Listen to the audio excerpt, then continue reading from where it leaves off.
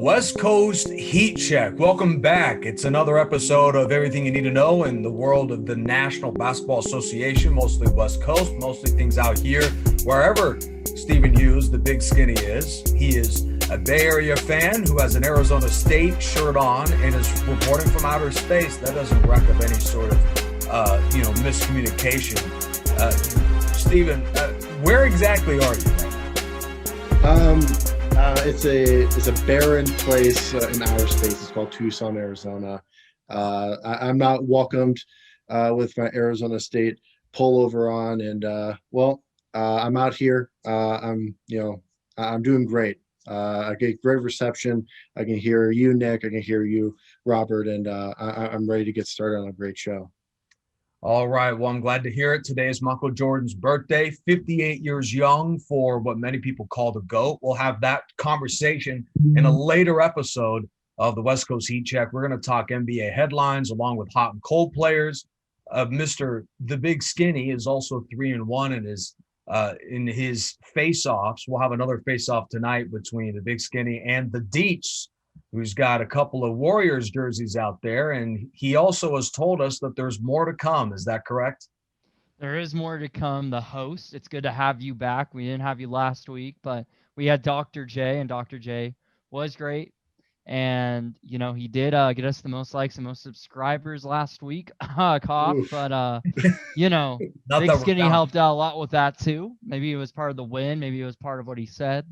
Who knows? But good to have you back, the host, the Big Skinny. I'm ready to debate with you once again, and we're going to be going another all-time debate, and I'm really excited about this Atlanta Hawks. I mean, it's a team that doesn't have a lot of great players, but they do have one up-and-coming right now, currently in the NBA, and let's see if he sticks around for more than 10 years. I guess we'll find out, but great to be here. Week 5. Let's get it.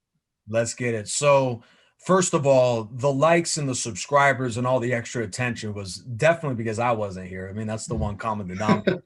But before we get to our NBA headlines and all of our regular hoopla for tonight's episode, Stephen, I'll ask you if you watched The Last Dance, considering this is MJ's birthday, we got to talk about it.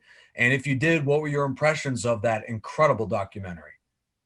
I did watch The Last Dance. I've watched it twice, and it gives you.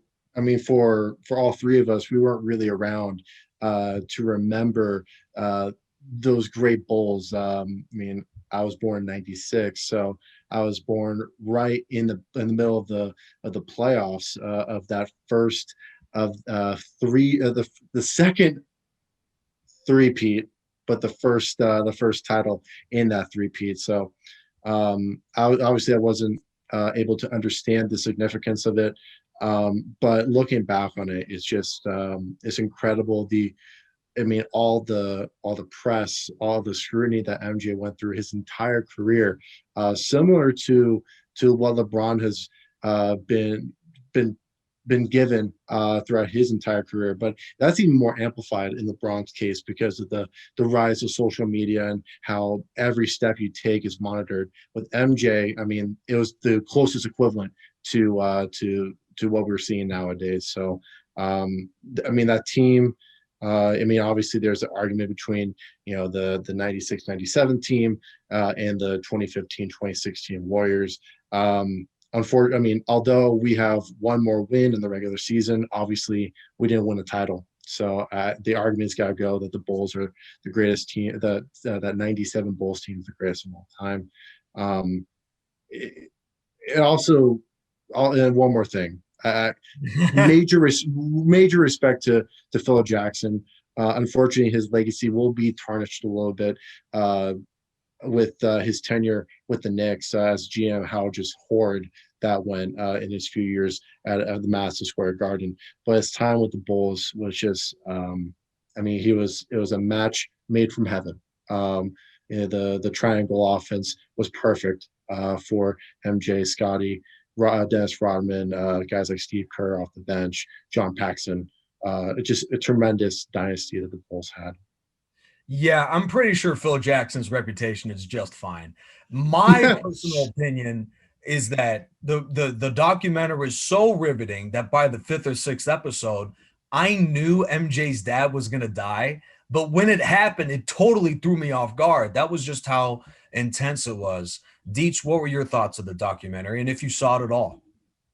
I think the documentary really showed the younger generations, a lot about the history of basketball and learning more about Michael Jordan, the GOAT himself, like when he gambled, how competitive he was, when he switched from basketball to baseball, and he had to go to double A because of how big of a celebrity this man was. He had to take on a whole lot of responsibilities being that guy as a celebrity, and being able to have Dennis Rodman on his side and seeing how big of a tool he was when Scottie Pippen was out in Rodman.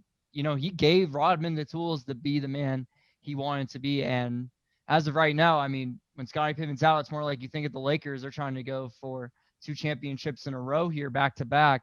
Anthony Davis is out, so LeBron James is looking for someone to give those tools off to for a while Anthony Davis is out. I know it's different circumstances but nevertheless, great documentary. I love The Last Dance. Highly recommend if you have not watched it. You need to be more educated if you haven't watched it just yet. Oh wow. Well, see the guy up there on the screen with the 2 Warriors jerseys. He's been in 4 face-offs with Steven, and him bringing up Anthony Davis's injury is not exactly putting the judge in the good graces right now. I certainly hope that Deits can get it together. I think that it'll be a very, very fun debate between you two later tonight with the Atlanta Hawks all-time starting 5. Let's go to NBA headlines. What's going on in the NBA right now? We'll get to the whole COVID situation in a second, but first, Blake Griffin. I'll start with you, Stephen. This is probably of all the players being talked about to get traded, it seems that he's the first one on many people's list to get traded. Do you think that he is a good trade asset, and do you think he can really contribute to a title contender? First off, I want to mention that I mean the Pistons, they're playing poorly this year, absolutely poor. And I think that they just want to get a head start on the rebuilding process. And a lot of people point to, oh, Blake Griffin, now this is the real start of the rebuild. I think it really started last week when the Pistons traded away Derrick Rose. That was kind of the signal that, hey, like things are about to start getting rolling really quickly in terms of getting all that money that money out of the books. And this is exactly the case with Blake Griffin. In Griffin's case, it's going to be a risk for some teams because he hasn't been healthy. He wasn't healthy at all last season, and he's not healthy this year. That's the main reason why the Pistons gave him away. And in my opinion, I don't think he's a great asset for a playoff team. He is a player. We talk about Lob City, the Clippers. I think he's a guy that is kind of stuck in that generation. He hasn't really adapted to the league that is 3-point or die. Even big men, we're talking about Bam Adebayo, he shoots the 3 ball. Nikola Jokic, he shoots the 3 ball. Joel Embiid, he shoots the 3 ball. Talking about big men. Blake Griffin is in that conversation of big men, but he's a career 33% 3-point shooter, and he's too far into his career to make that adjustment and be like, hey, I can let's work on the 3-point ball. It's not the case. It's just too late for him. So I think he can provide some decent depth off the bench. I think he's definitely past his prime.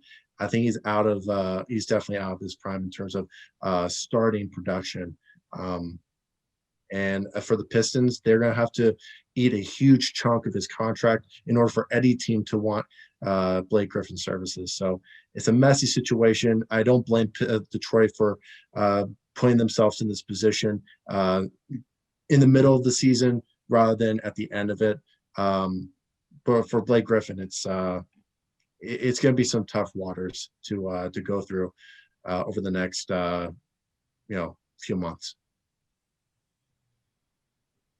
To go off of what Steven said, I want to say Blake Griffin coming from the Lob City, that really just Clippers went into a whole different system, and he went to a Pistons team that had a chance with the playoffs. He had Andre Drummond. That was supposed to be the dynamic bottom duo for that Detroit Pistons. Then Andre Drummond leaves. He goes to the Cleveland Cavaliers. It just didn't work out. And also, with him being a contender or being a role player on a contending team, I could see it happen. I just think he's going to have to get that buyout first for him to be that type of guy. I don't think a trade is necessarily going to happen. Looking at the teams that are in the battle for him right now, it's Oklahoma City Thunder, it's the Miami Heat, Celtics, Hornets. But one team that's really maybe going to actually push for him is the Portland Trailblazers. I've been hearing is a big team that is going to try and make a push for Blake Griffin. But if he were to go to OKC, it would make a lot of sense. He's from Oklahoma. If he went back and they've been taking on big contracts. Al Horford, they took on basically, I think, a $27 million contract. And then you take on Blake Griffin's, and he's owed like $35 million, I believe, 35 to 37 mil this year, then $39 million next year. But I've also been hearing that he could go back to the Clippers if this buyout happens and he goes to that type of contending team. The only issue is him and Steve Ballmer don't have a great relationship whatsoever. So I think his best odds, you go to OKC and you kind of resurrect your career. But I guess if we're really talking about it, he really tried with Detroit and it just hasn't been happening. He's been hitting career lows. So I'm hoping the best for Blake Griffin. I really liked watching him when I was younger. We loved watching his dunks. He had 22 points per game his rookie season, insane stats, and he really got to be a part of the Lob City. We loved and enjoyed. And as a Golden State Warriors fan, it was hard to watch because we would get eliminated by the Clippers. And the last season that Mark Jackson was under head coach for the Golden State Warriors, that Lob City defeated us. But that was literally the last of their greatness. And then, Golden State Warriors came in and did their thing. But to end it all, I think Blake Griffin could be a role player for a contending team if he gets a buyout. If he gets a trade, I see him going to OKC. Fascinating. You spoke just quickly about career lows, and I guess that brings into the next conversation. But before we get there, first, I just have to quickly note that Blake Griffin doesn't quite look the same now that he's not alongside Chris Paul, who looks playoff bound. We'll get to that to a different story in a different day, Stephen. So Anthony Davis is flirting with career lows too with the Lakers, and that was before he suffered Achilles tendonitis, and what was after the diagnosis a week ago turned into a calf strain, and he will be reevaluated in 2 to 3 weeks. That is right around the All-Star break, so most likely he is going to miss a significant amount of time. So, Stephen, do you think that the Lakers can really survive and hang on to that top 2 seed in the West with him out of the lineup for a while? To be honest, I don't think it's that big of a deal. I think that, you look back on the Cavaliers teams that LeBron was on a few years back.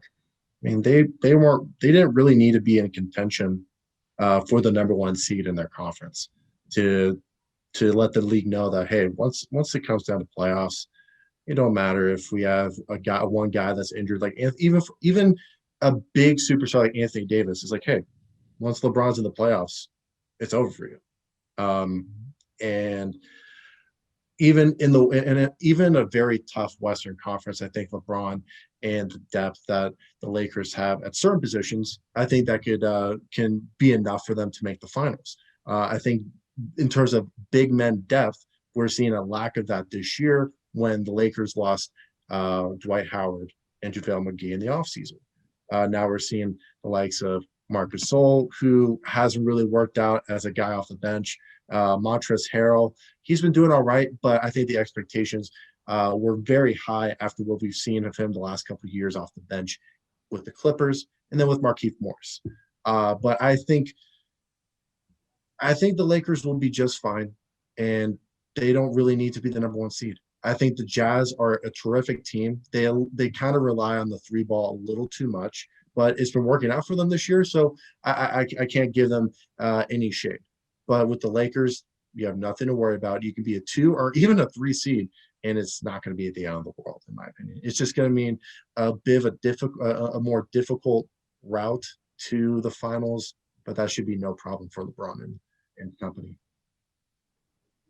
To piggy off back what Steven said, I think you're going to have to get guys to really just step up but I don't think it's going to be. I think this is an overreaction by like the NBA community. I think Anthony Davis is going to be fine. They got to handle, this injury seriously, and they don't want to push that date line just yet. As long as you have Anthony Davis ready for the playoffs, you're going to be completely fine. One guy I really do want to see step up for the Lakers is Kyle Kuzma. I think we just haven't seen too much of him. He started 7 games. He's played in 29 this season.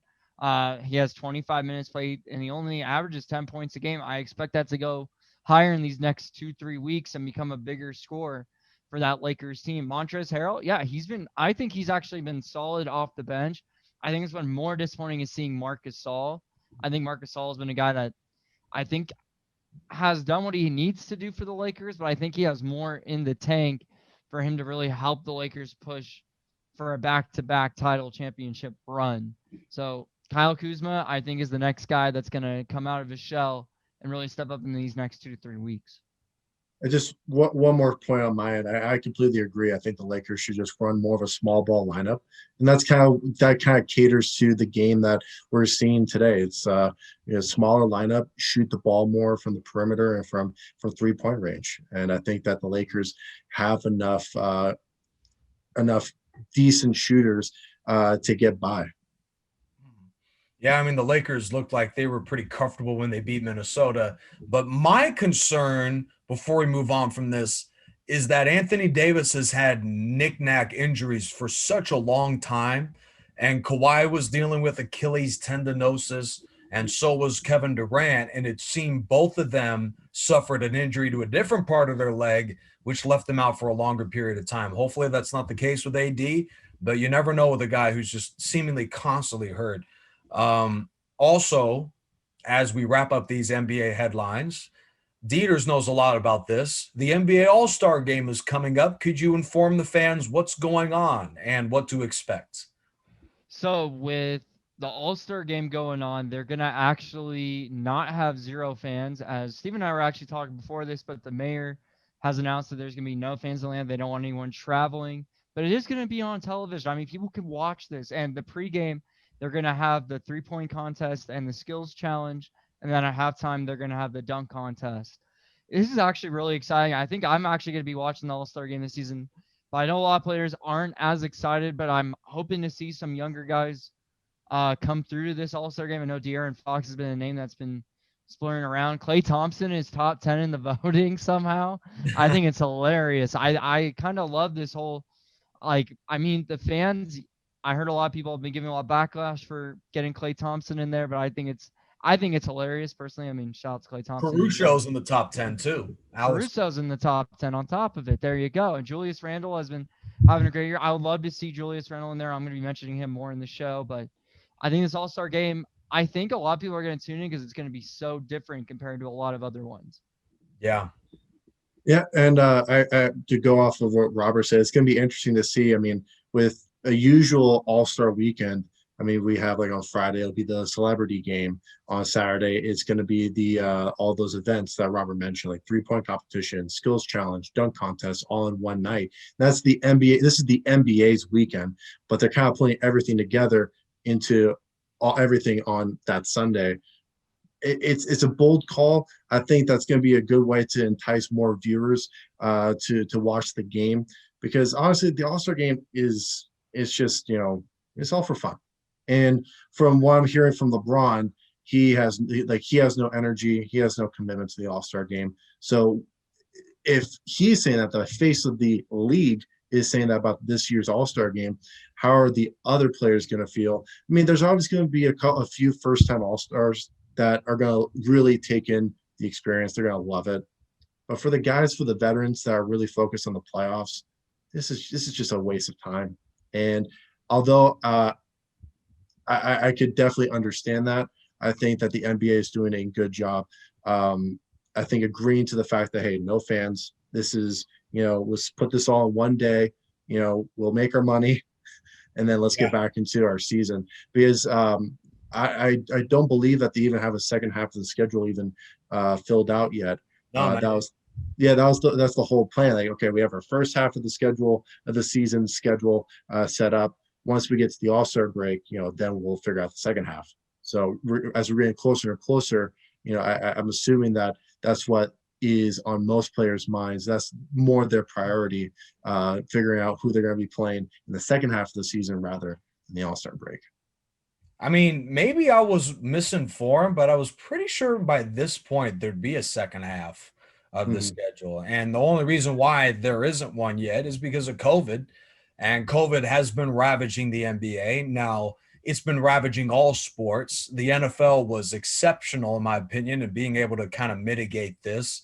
I mean, I almost didn't even notice for like the last 2 months of the season that there was COVID in the NFL. The NBA, because there's so many games, every other day, it's been a bit more of a challenge. Do you think that COVID is something that the NBA could do a better job of mitigating, Deits, or do you think they're doing the best they can and this is just the way it's going to be?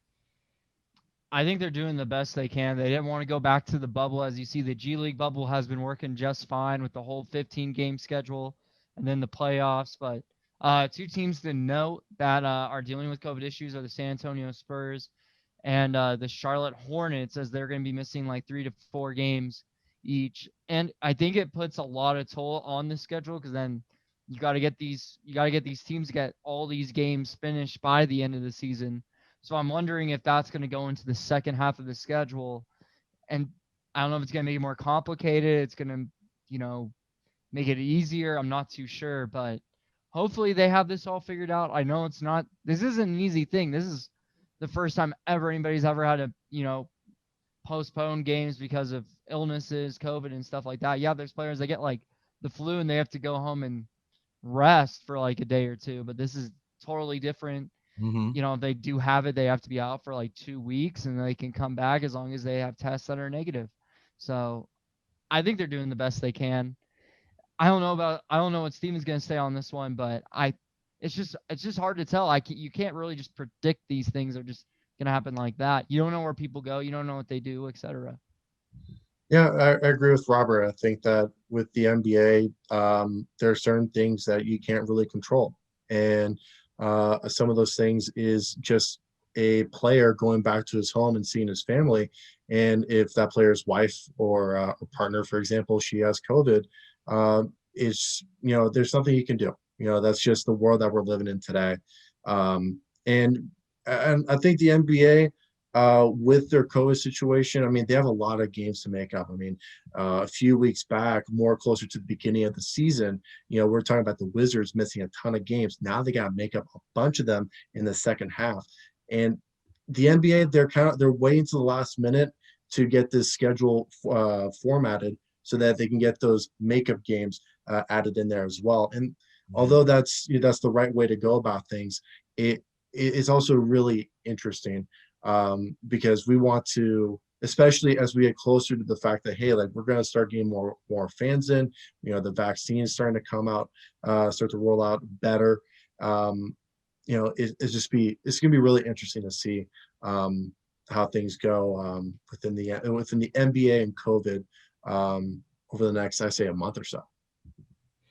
Yeah, I just wonder if they're going to try with teams like the Wizards, the Spurs, teams that have been ravaged, if they're going to just try and make up all those games in the second half, or if maybe they push back the playoffs a little bit. I mean, it'll be interesting, and we will break that down to you as soon as the schedule comes out. Now's the point of the show where we're going to share screens so that we can figure out what's going on in the NBA. And first of all, in the East, the NBA standings. So Philadelphia leads it right now, but we have had a running joke this whole week in our group chat about just how this Eastern Conference has so many losing teams in it. Steven, I mean, this is hilarious. The 4 seed in the East would be the 7 to 8 seed in the West. It's amazing just how different these two conferences are. I mean, some people will say, "Oh, it's just a COVID season. It's funky." But I mean, this has always kind of been what the Eastern Conference has produced: just a bunch of teams who are just average at best. I mean, I think there's been a running theme in which in the Eastern Conference, whether it's the 7 or the 8 seed, they're usually a team that's below 500, and they're getting swept in 4 games in the first round to the number 1 seed. But in the Eastern Conference, top 4 is a little bit interesting. As I mentioned in previous episodes, I would have the Celtics at 3, the 76ers at 4, Nets at 2, Bucks at 1. Bucks and Nets at 1 and 2 are going to be staying the same.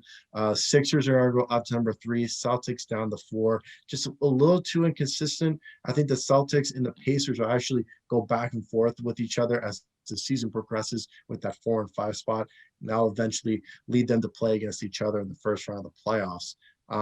But with the 76ers, the Nets, and the Bucks, I mean, it's quite obvious. Those are the only 3 teams as of right now that show promise into making a run to play in the finals as the Eastern Conference representative. Deits? Just kind of just go off what Steven said. The Eastern Conference, I don't think we've expected anything like less of them. I mean, to be honest, I mean, it should be better. I mean, it should be at least, I feel like at least the fifth, well, I cannot speak English today.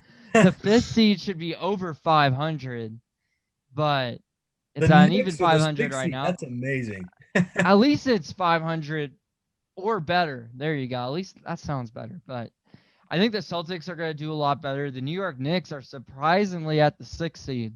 I am shocked. But Julius Randle is doing such a great job, surprisingly putting up better stats than Anthony Davis this year.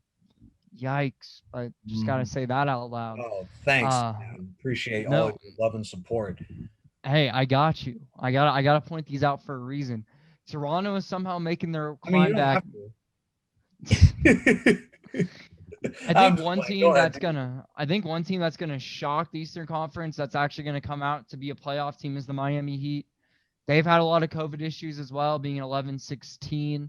Bam Adebayo and Jimmy Butler are going to figure it out, and they're going to get this team back to playoff hopes once again. Atlanta Hawks, I surprisingly wouldn't be shocked if they kind of make the climb too, but I'm really happy for the Charlotte Hornets kind of making their push right now, especially Gordon Hayward has been making his little comeback in the NBA this year. I'm very, very happy to see Gordon Hayward back where he's on, LaMelo Ball being that Rookie of the Year contention. But my biggest surprise, I mean, I'm not obviously going to say the Washington Wizards. I mean, when you got Russell Westbrook and Bradley Beal, come on, man. Like, you guys should be up there, but I know this may take some time. Maybe the second half they get it going. But I see the 1 through 3 kind of just competing around the same. The 4 and 5, I think the 1 through 5 is going to be playoff bound no matter what. But 6th through the 15th, I think it's open for grabs besides those Detroit Pistons. And with that, let's go ahead and move to the West with our wonderful technology here. I'm just moving my mouse and I'm scrolling down the NBA standings. Not exactly the most amazing technology that Elon Musk or Bill Gates would be jealous of. So there's a look at my favorite team. They're number 2. And as we look at 1 through 3, kind of like in the East, Steven, this race for the 1 seed is going to probably come down to the final couple weeks of the season. Yeah, this top 3 is really, really good. And I mentioned it previously. Utah, they're a very complete team. They're definitely a contender to make a run, especially with where they're seated. Ideally, if they get the number 1 seed, I mean, that's going to be the easiest path to get to at least the Western Conference Finals. But I do have them at the number 2 spot right now. My updated top 4. I have Lakers 1 still. I think they'll get over the hump with all these injuries. I think the Jazz will definitely cool off as well. I mean, they've been on fire. I mean, they've won 8 in a row. I mean, they're 13-2 at home, 10-3 on the road. Just incredible numbers across the board for the Jazz. But I have the number 2 spot. The Clippers are going to go down to number 3. And again, nothing to really worry about with the Clippers. I think that they really need to pick things up as we get closer to the end of the season. But you have still, Phoenix at 4? I have Phoenix at 4. Yeah, it's. I mean, they're proving me wrong. I thought this was just a beginning of the season, just like a little hot streak, and then they'll cool off. They haven't really cooled off. Yes, they lost today, but before that, I think they were winners of 6 in a row. Devin Booker actually has complementary pieces around him with Chris Paul, with a healthy and available DeAndre Ayton. I mean, this team is really something else. If they stay at the 5 seed, I think they can really. If the season were to end today, they would play the Portland Trailblazers. I think they have a real shot at being the Portland Trailblazers. Would they win the next round against either the Jazz or Lakers? I'd probably go with no, probably not. But this is definitely the start of something great, and this is something that is definitely deserved for Devin Booker. He's been a guy that's been grinding since he came into this league, and he finally has the pieces to make his first playoff appearance in his career. Well, you promised changes and you delivered changes. That's a pretty big mix-up to your top 4. Yeah. Wow. I mean, I got to give credit to Steven here. At least I think he's admitting his mistakes here. I think the Suns wouldn't be in the playoffs, but now they're in the playoff hunt and they're doing fantastic right now. Got to give a shout out to Devin Booker, Chris Paul, DeAndre Ayton.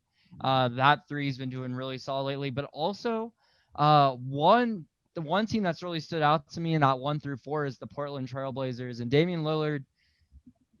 You got to give the man. He's the under the radar point guard. Everyone's going to give the credit to Steph Curry, but he's almost putting up numbers like Steph Curry at this point. And his team 17-10. Gary Trent Jr. has been a guy that's really stepped up too, with CJ McCollum being out. So that guard duo has been getting the job done. And I have to give credit to Damian Lillard for keeping the Blazers where they're at. Having that interview with Andrew Nepson, the San Antonio Spurs, I wasn't expecting them to be 16-11. I really wasn't. I was expecting them to be that even 500 team that maybe be where maybe they would be at the 9th seed, at least where maybe Memphis would be. But no, they're up at the 6th seed right now. Give credit to the San Antonio Spurs. The Dallas Mavericks need to just be better on defense, and they can't. I think they have a chance to make that jump, but you can't have Luka and Kristaps just offensively being monsters every night. You got to play defense. End of story. Sacramento Kings went from kind of being that hot team to being a cold team, losing the last 4, and we all thought Sacramento had this groove going, but we jinxed ourselves here. But 1 through 3, you love to see it. I think the Lakers are still going to stay in that 1 through 3 contention. I don't see them moving anytime soon. Denver Nuggets, I like where they're at. They're at that 7th seed. I think they're going to possibly fight with the San Antonio Spurs in that 6 and 7. I think that 8 and below is just up for grabs. The Golden State Warriors, I don't think that is really secured just yet. So, but happy to see that the Blazers are kind of at that 4. The Spurs have surprised me by far this season. And I think the disappointment I had is with Dallas and Sacramento just not doing as great as I thought they would. But I thought the Kings would maybe just be a little bit better because Marvin Bagley's actually been healthy all season. But I guess I'm wrong. But shout out to the Jazz. Jordan Clarkson, I think, is going to be that 6th man of the year and is really helping out that number 1 seed and is the 2nd best scorer on the team for the Utah Jazz. Geez, Jordan Clarkson has had quite the turnaround. Just to your point quickly on the Spurs, they would be a 500 team if they only played the Western Conference. They're 11-11 against the West, 5-0 against the East. If the Eastern Conference was a little bit better, I don't think that they'd be quite that way. So we've got the face-off coming up next. It's the top 5 of the all-time Atlanta Hawks. Who is the greatest Hawk of all time? Those questions will be answered a whole lot more. This is the West Coast Heat Check. Welcome back. It's the Heat Check, West Coast Heat Check. But we're going east as we're going to talk about the Atlanta Hawks. And they're one of the first teams in the NBA that's having fans in its arena. I know this is totally off topic, but I think we all can agree. We cannot wait to have fans. I can't wait to go to Staples Center, grab a hot dog and a beverage. I'm over 21. Grab a beverage and just go to town on that thing. I just can't wait. So excited. All right. Anyways, West Coast Heat Check Face-Off, Part 5. Right now, Stephen Hughes is leading on our leaderboard, 3-1. we will promise, even though Deits will not be here next week, unfortunately, I'm shedding a tear. It'll be his birthday next week, just 1 week past MJ. We will have by next week an announcement of what the punishment will be, or maybe just the reward for the winner of who wins or loses this one. So I'm thinking that to the victor goes the spoils. The big skinny starts first, winner of last week's face-off. Tell me who is the 5 greatest Hawks in the history of that franchise. All right, Nick. Let's get things started with number 5. I'm going to go with a guy who was pretty good for Atlanta. I mean, this Atlanta top 5 is really tough for me to figure out. 1 and 2 can kind of go either way, but 3, 4, and 5 is a big scramble of guys that are playing on the Milwaukee and St. Louis Hawks, and guys who are playing the Atlanta Hawks in the 70s, like a Pistol Pete. But he's on my top 5. For number 5, we'll go with Joe Johnson. 7 seasons with the Hawks. He's averaged a little less than 21 points per game. He shot a decent percentage from the field, about 45%, which is a good mark for a guy who's, for the most part, he's shooting guard during his time in Atlanta. For the most part, his teams were very competitive in the playoffs. If you look back to like the 2011, 2012 teams for the Atlanta Hawks, they were always pretty contentious with the Miami Heat, although they always lose. A good player and with a good team nonetheless, along with like a Josh Smith as well, and then a young Jeff Teague. But Joe Johnson, before Trae Young came along, was probably the best Atlanta Hawk in the 21st century. At number 4, I'm going to go with John Drew, a guy who played for the Hawks for 8 seasons from 1974 to 1982. He's a guy who averaged about 21 points per game with the team. In terms of player efficiency rating, I love saying that word. He is number 4 all-time in Atlanta Hawks history. Just a solid all-around player. He did make a couple all-star teams in his career. Both of them came during his time in Atlanta. Shot 47% for the field. He 2-time all-star. He was an all-rookie in his rookie season. Solid player. And it's especially in a top 5, I look for guys who were consistent over a fairly long period of time. That's the reason why Pistol Pete isn't in my top 5. He only played 4 years for the Hawks. John Drew plays 8 and is in at number 4. At number 3, I'm going to go with Lou Hudson. He was a shooting guard, small forward. He was the 4th overall pick in the 1966 draft by the St. Louis Hawks. He was in Atlanta just a couple years later when the team moved in 1968 in the 69 season. 11 seasons with the team, 22 points per game, 5 rebounds, 3 assists. A guy who's mainly known, he's Sweet Lou, Super Lou with the shot. He ranks pretty high up there in terms of points per game. He is number 5 on the all-time list for the Hawks. And just Sweet Lou. I can't say anything any more, any less. Lou before lemon pepper Lou. Oh, absolutely. He spends all 6 of his all-stars throughout his career came during his time in Atlanta. He spent 2 years with the Lakers to end his career, but all-around solid player. At number 2, this is where the conversation, this top 5, is going to get really interesting. Number two is going to be Dominique Wilkins. The human highlight reel does not make my number 1, and the reason. And I mean, don't get me wrong. When you talk about Dominique Wilkins, you're talking about the all-time point scorer or the all-time best scorer in Hawks history. He also gave up a ton of turnovers. He's also number 2 on player efficiency rating. Just all around, I mean, he was insane for this team. Were the teams great that he was on? They're all right. They're okay. He's a Hall of Famer. He is out of the 9 All-Star teams that he made, 8 of them came when he was in Atlanta.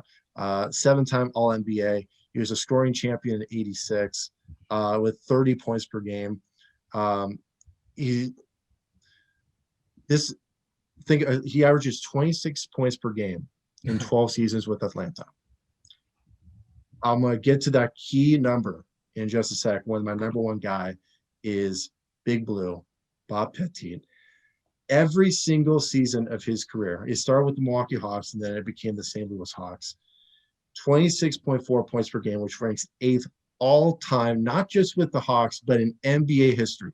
Eighth all time in points per game, averaged 16 rebounds per game, which is number one in team history. And that ranks definitely up there on the all time best. In terms of player efficiency rating, he's number one. In terms of offensive win shares, defensive win shares per 48 minutes. I mean, just all across the board, Pop Pettit is number one in Hawks history. 11-time All-NBA, 2-time MVP, Rookie of the Year, 2-time scoring champion. He's an NBA champion in that 58-59 season. And for that reason, he's my number one. He's ahead of the human highlight reel. And yeah, I want to see what you. Yeah. Very interesting from the leader in the score sheet right now, Stephen Hughes. I can't wait to hear Deits' rebuttal, but first, I'm curious.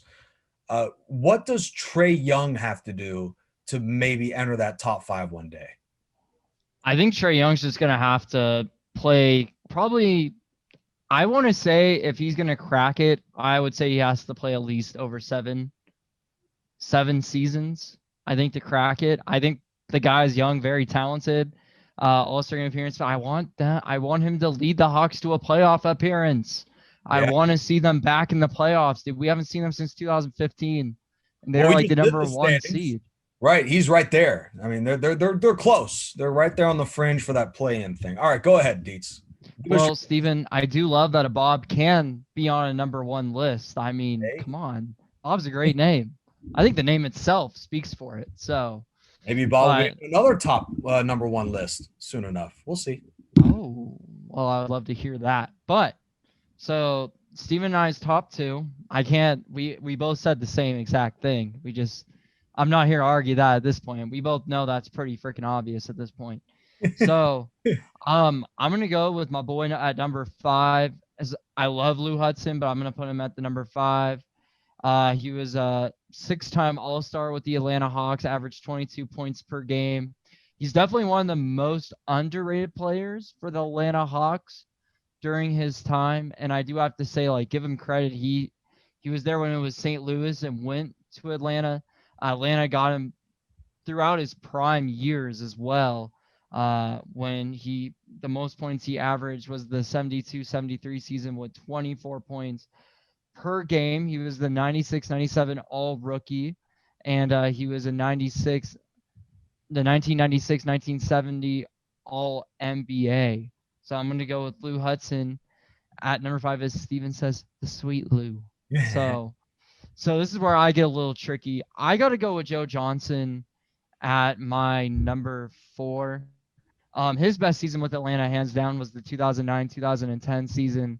He was 28 years old. He averaged 21 points a game, 4.6 rebounds, 4.9 assists, 1.1 steals. He wasn't a part of that 2015 team, and like a lot of people could debate that you could put Paul Millsap up there, but man, Joe Johnson was just that type of shooter. And also when another great season he had too was basically around the same stats when he was 27.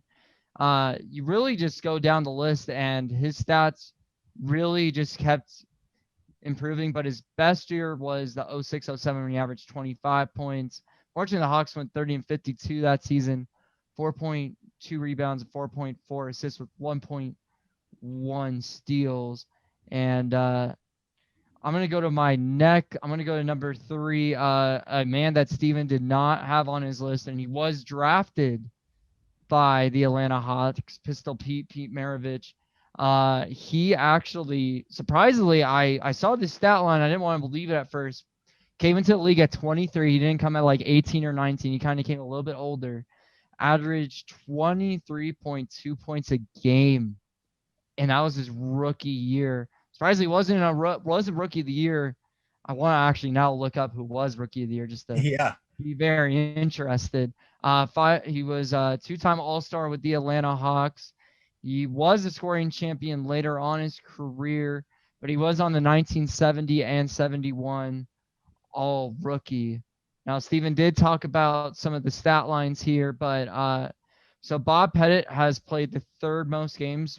Dominique Wilkins has played the most games in history. Lou Hudson rakes sixth in that list. And then minutes played in my top five, three of those guys are on the list.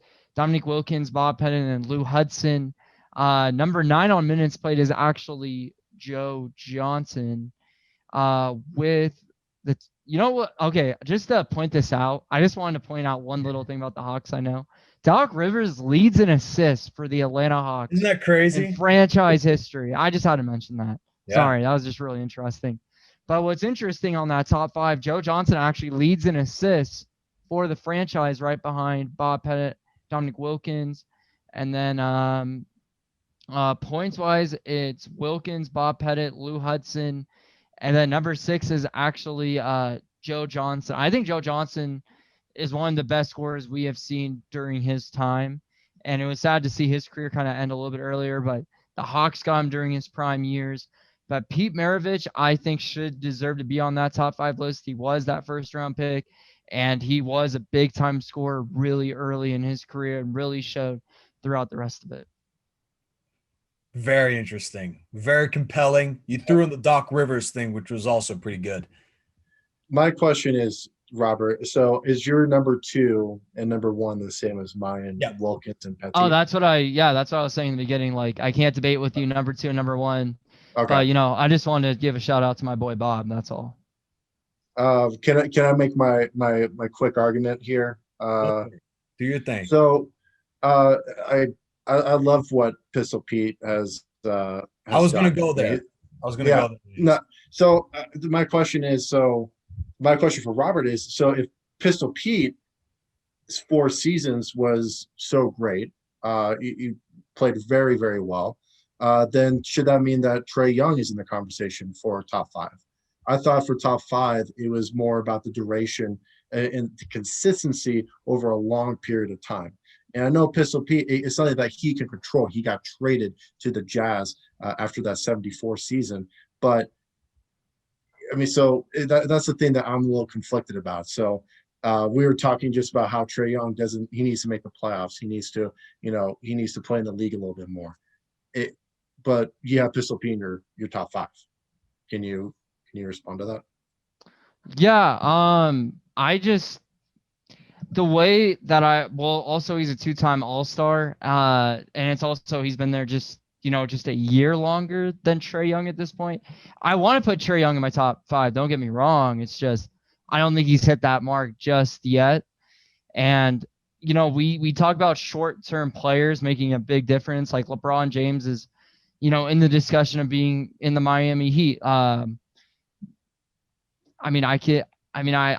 the example I have on the top of my head at this point. But Pete Maravich, I think, came in the league and just destroyed. Like his third season, already averaging 26 points a game, and then went to 27.7, and at the age of 27, I think he just made his big mark on the league in 1970. And 1970 is a whole different path than what we're talking about in the NBA. People knew how to play 1970 in the 70s, 60s, like 50. During that era, I think people were still trying to figure out how to play the fundamental games of basketball. And I wouldn't say anyone was a great 3-point shooter like Trae Young for the Atlanta Hawks.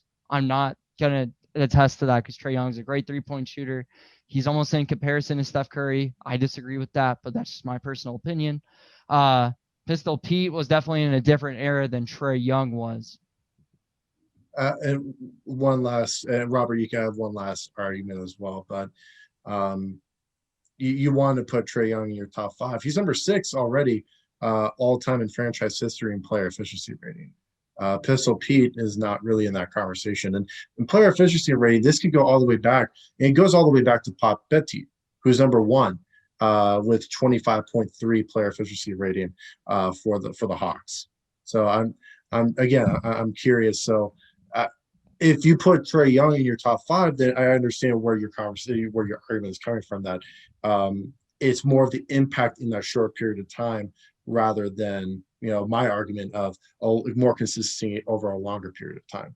But I'm seeing there's a bit of little confliction when you put Pistol Pete in your top 5, but not Trae Young. I just think when Pistol Pete came in the league, he just made a huge difference. He came out strong. I mean, he was one of the older guys at age 23. Trae Young came in really young in his career, and he's still making a big difference. I just really liked Pistol Pete during the time with the Atlanta Hawks. You love player efficiency rating. That's your stat. I am glad you love it and you stick by it, because that's your thing. That's not.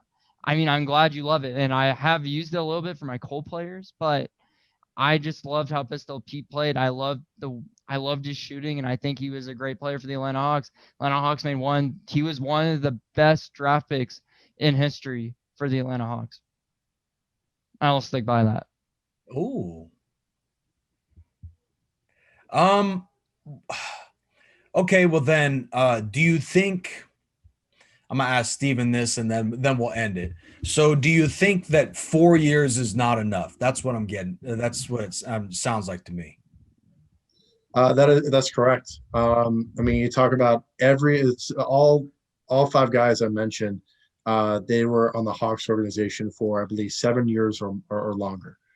Joe Johnson was 7 years. John Drew was 8 years.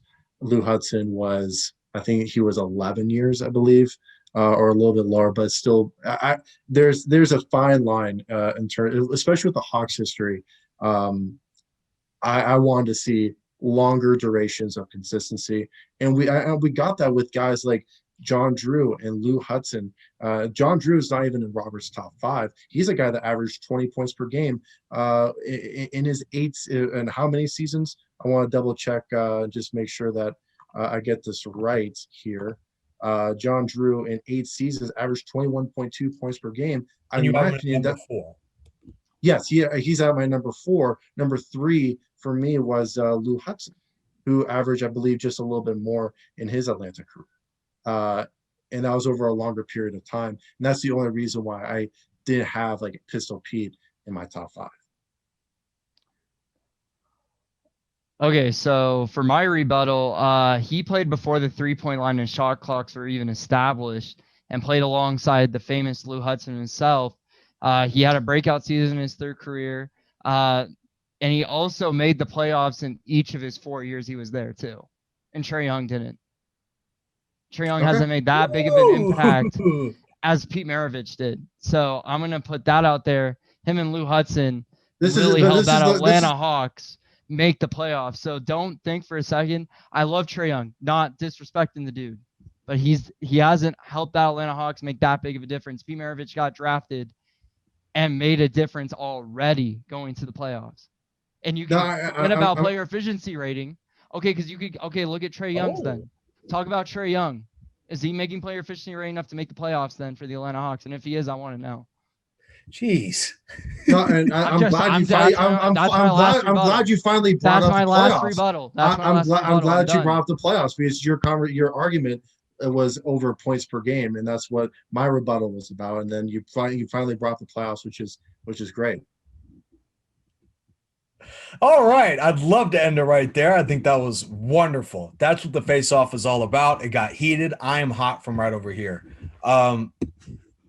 Congratulations, Mr. Robert Deiters.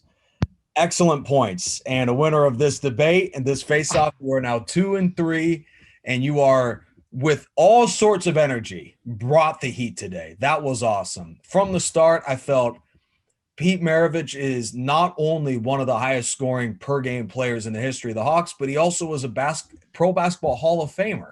I know he only played 4 years, but a Hall of Famer to not be in a team's top 5. Maybe the Lakers can make that argument, but how can the Hawks not make that argument? Crazy to think that, but hey, man, I came out with the pistol, and Pistol Pete made that top 3, and he's staying there. I can tell you that much, Nick. Steven doesn't like it. He doesn't like it, but he's on mute. So who cares? The floor is yours for, however long you want. You can tell me just how much Steven doesn't know his Hawks. First of all, I want to shout out to my mom, my dad. I want to give a shout out to Kevin Dana. I got to give a shout out to Andrew Nepsund. Give a shout out to the host, a.k.a. Nick Rice, for making this happen today. Yeah, I think Steven wearing the beanie wasn't a great choice today. Oh. I think the Big Skinny made a big mistake. I think he's got to really change this whole entire outer space theme. I think it's not going well. I think it's got to change. But also, I do want to talk about stop hating on my boy Steph Curry. All right, my boy Steph is doing great things this year. He's looking like an MVP. The Warriors are making the playoffs, whether you like it or not. And the Atlanta Hawks, Trae Young, you could have made it better. You could have made it better. I mean, Steven unfortunately put you in a bad spot with Pistol Pete. You hate to hear it, but you love to see Bob. And Bob Pettit, by the way, if I can get your jersey, I'm gonna get it. I'm just letting you know, and that's hanging up back here. I think I gotta get a Bob Pettit jersey if I can. I think that's the next goal in life. Bob Pettit jersey is happening, buddy.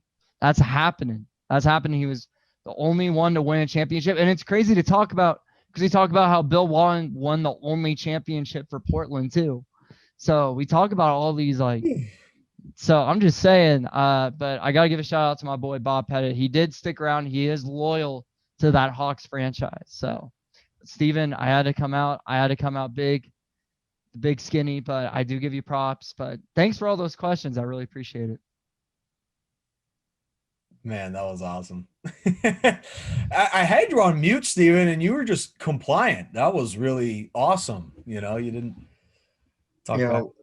I mean, I thought I had a strong argument, but I mean, that was the biggest question for me with my top five is does Pistol Pete should he be in my top five? And I know that he's a Hall of Famer, and I know that he was almost revolutionary. And like Robert said, right before the 3-point line was instituted into the NBA, but I gotta stick to my word with more consistency over a longer period of time. Just by the way, this face-off, so we debate best 5 of every team in the NBA. We've done 5 teams so far. You can look back at the other lists for the other teams that we've already done, beginning with Orlando, and we've touched on other teams as well, Portland, etc. And you don't have to say something that I agree with. You just have to say something that's interesting and very compelling. With that said, Steven, where did you put LeBron in your all-time Miami 5? Do you remember? LeBron in my all-time Miami 5. He was at number 2. Behind D Wade. Yeah, D Wade is number 1. Simply because he's Mr. Miami Heat. I mean, I think obviously you can make that argument against my stance of longer period of time. But I mean, LeBron Miami Heat. I mean, whenever anyone mentions that, that's just a different animal. That's just someone that we've never seen before in NBA history. Mm-hmm. And that may sound like an easy out for me, but I think some of you viewers out there can agree with me. Yeah, I guess with Pistol Pete, you don't immediately think Atlanta Hawks. That's a good point. So anyways, let's go ahead and move on from that. That was wonderful face-off. I enjoyed it. I hope that you guys watching it did as well. Let's get to hot, hold, and everything else in the West Coast heat check. And let's begin with it's just so cold in America right now. For those of you in the Midwest, I mean, it is just ridiculous. For those of you in outer space, it's even worse. So, Steven, before you freeze to death, why don't we ask you, what are your cold players in your cold team? Who's just freezing out there right now? I'm going to make this quick because we mentioned this team last week. I believe Robert did. The Cleveland Cavaliers. Their losing streak has continued into 8 games, and I think we can just say it right now, along with the Detroit Pistons, that their season is over. They don't have the talent nor the depth to make a run out of the bottom of the Eastern Conference to possibly make a run. Even with how bad we've talked about how the Eastern Conference is below the number 3 seed, I think they've already dug themselves into a deep hole that they're not going to be able to get out of. In terms of the cold players, I'm going to start with Dylan Brooks, first guy that comes to mind. He's a guy that he hasn't really been doing enough for this Memphis team. We're seeing a career low in field goal percentage. We're seeing a career low in 3-point percentage. We're seeing a career low in points. In terms of him as a starter at around 15 per game. In Memphis, they're kind of I think with Dylan Brooks, they coveted him so highly as, the go-to guy next to John Morant. And so far this year, we haven't really been seeing that. Definitely going below expectations so far. And then the second guy, he's actually a Laker, Nick. So you can add your opinion to this in a sec. But Dennis Schroeder, he's been the starting shooting guard for the Los Angeles Lakers this year, and I don't agree with that. The main reason why we're seeing lows in points, we're seeing lows in assists, we're seeing lows in 3-point percentage, seeing lows in field goal percentage that we haven't seen since his early days with Atlanta. And I think that he's worked so well over the past couple of years when he was in Oklahoma City as the sixth man coming off the bench when he's averaging 15 and a half per game and then 19 last year. Putting him in that starting role as a shooting guard, he's just out of position. I don't think it's comfortable for him. Maybe Frank Vogel changes things up a little bit to help him succeed. But so far through 29 games, all of them in which he has started, I haven't been seeing that. Interesting. Deits? So my cold team, I'm going to start with my cold team, is the Houston Rockets. They dropped another one tonight at Philadelphia. Heartbreaker, 118 to 113. Right now, points per game, they're 23rd in the league. Assists per game, they're 26th with 23. And rebounds per game are 22nd with 43.7. They've lost 8 straight, if I'm not mistaken. 7 straight. 7 straight. Jeez. And it's been rough. And I get this is a process where they're learning. This is becoming a team where it's, John Wall, Victor Oladipo, DeMarcus Cousins. They're guys that are trying to prove themselves in this league. Also, you could talk about Christian Wood, for example.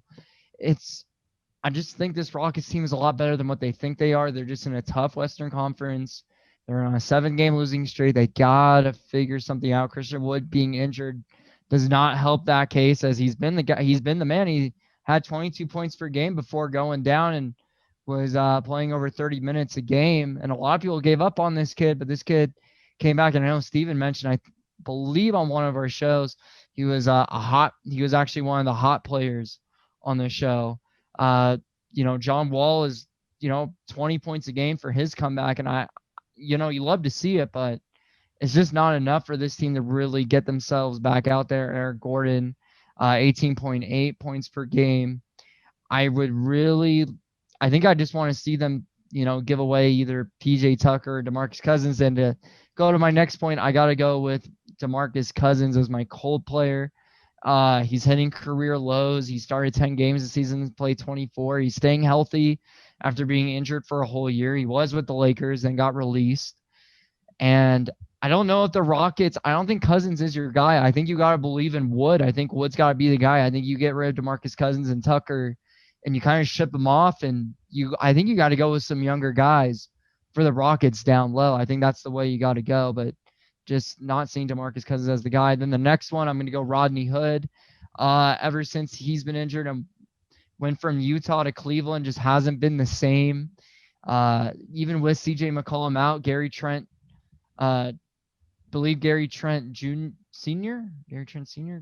Jr. has been the other guard for the Blazers, has been the better guy this season, has been the better shooting guard, and has really proven a lot. So I just want to see Rodney Hood do better. It's just I don't think we're seeing the true Rodney Hood potential.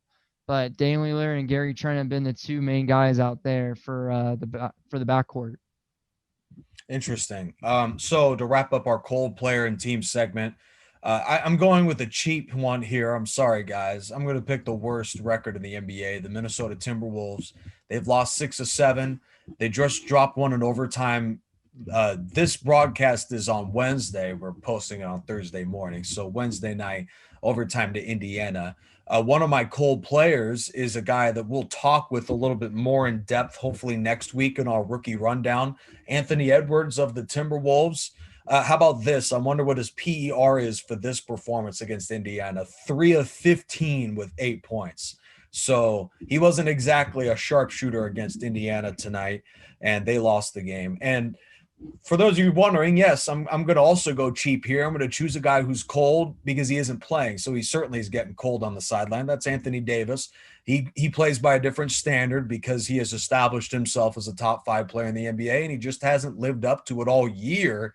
And after a great game against Memphis, here he is going down against Denver and back out of the lineup again, and that's about as cold as you can get. You can be cold while playing. You can be even hurting your team more if you're not even on the floor. So that's unfortunately, and it kills me to say it with me being such a big Laker fan, but AD is one of my cold players. Now let's go to hot players and teams. You go for it. They're the big skinny. So let's start with my hot team. I'm going to go with the Phoenix Suns. I'm reestablishing my statement. I'm rescinding it, the one that I made on the very first episode of the show, that the Suns are phony to start the year, that they're not going to make the playoffs.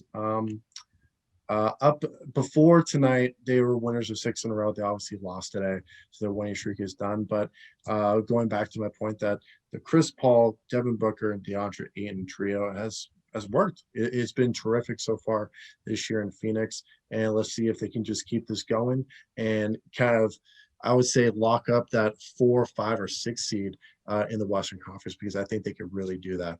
My 2 hot players for this week, let's go with Detroit Piston, the one star in a rather dark and dreary Detroit Pistons team is Jeremy Grant. This is his first year in Detroit, coming over from Denver. He's having career highs in all facets of the numbers, in terms of talking about points, talking about rebounds, talking about assists, talking about just the number of attempts that he has from the field, if it's just a regular field goal or a 3-point shot.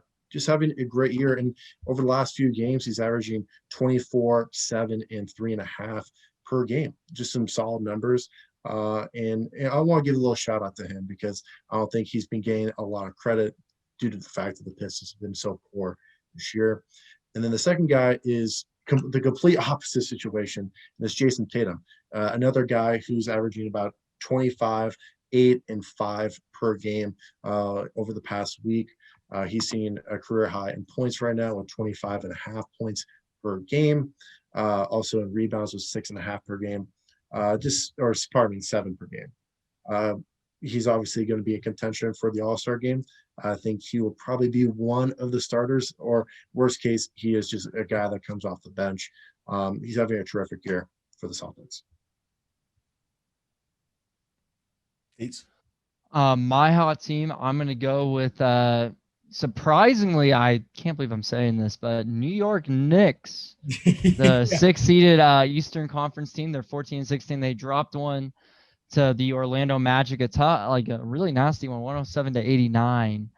But besides that, points allowed, they are first actually in the league with 103.6, and rebounds, they are top 3 in the league with 47. Crazy to say. Crazy. And losing, they had a 3-game winning streak going into tonight. They lose, but they were at Washington, beat them, beat the Rockets, and beat the Hawks. Now, one of my hot players I'm going to take in that one is Julius Randle. He's been putting up career highs in points, 3-point percentage, not field goal percentage, but 3-point, because he has been getting the 3-pointer up, but the 3-point, 40% from 3-point land. This man has really worked on his game, putting up better numbers than Anthony Davis. Crazy to say the least. Julius Randle has been the Superman out there for the New York Knicks. I think he's proven something there, and I believe he is going to be the man for a while, and he could be the guy that gets guys to get out there to New York. I'm not too sure, but I really hope Julius Randle is that guy.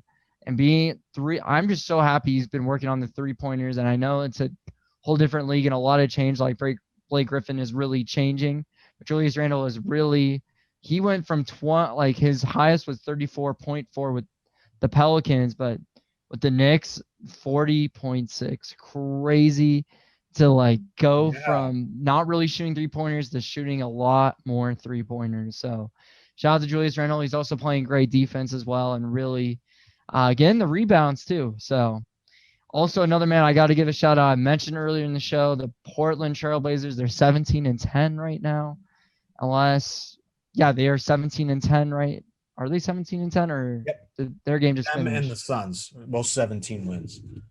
Okay, so with that, he averaged 30 points last season, but he's at 29.3. He doesn't have CJ McCollum right now by his side, and he's really been the man out there in Portland. He's been making his name. He actually passed. I actually told Steven this because we did the all-time Blazers not too long ago. He passed for field goals made and passed LaMarcus Aldridge on that all-time list as number 1 now for the Portland Trailblazers. So shout out to Damian Lillard doing big things. And, man, I think he has so many more years to come with the Portland Trailblazers.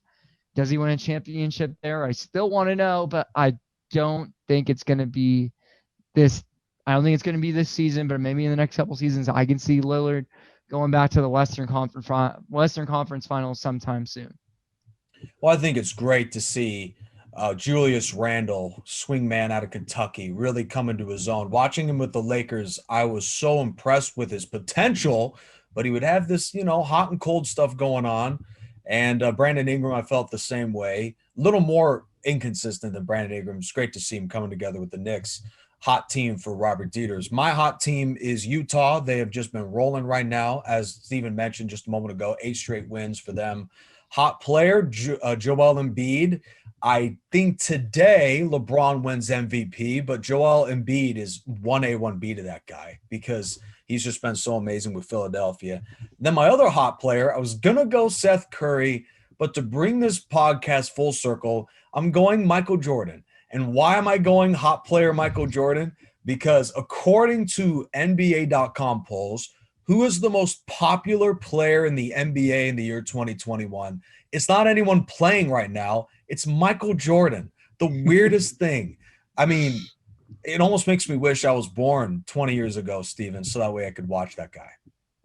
Oh, yeah, 100%. And I even 20 years, more like 30 years ago, so that we can actually respect Dynasty, maybe just the second one, the second three-peat. But, I mean, what a career of Michael Jordan. And that's not really surprising me because that GOAT conversation, I think, will never really end between LeBron and MJ. We'll have that GOAT discussion right here on the West Coast Heat Check coming up. But that'll do it for this podcast. Winner of the face-off is Robert Deiters. We look forward to bringing you more NBA headlines next week. One headline, one stat to bring you away. In the 6 finals runs that MJ had, he missed 6 games in those 6 years. So for Kawhi, for Joel Embiid, and all those load management kings, cut it out. Michael Jordan showed you how to win. That'll do it. That was Robert Deiters. That's Steven Hughes. I'm Nick Rice. We'll see you next week, Thursday morning, same time, same place. This is the West Coast Heat Check.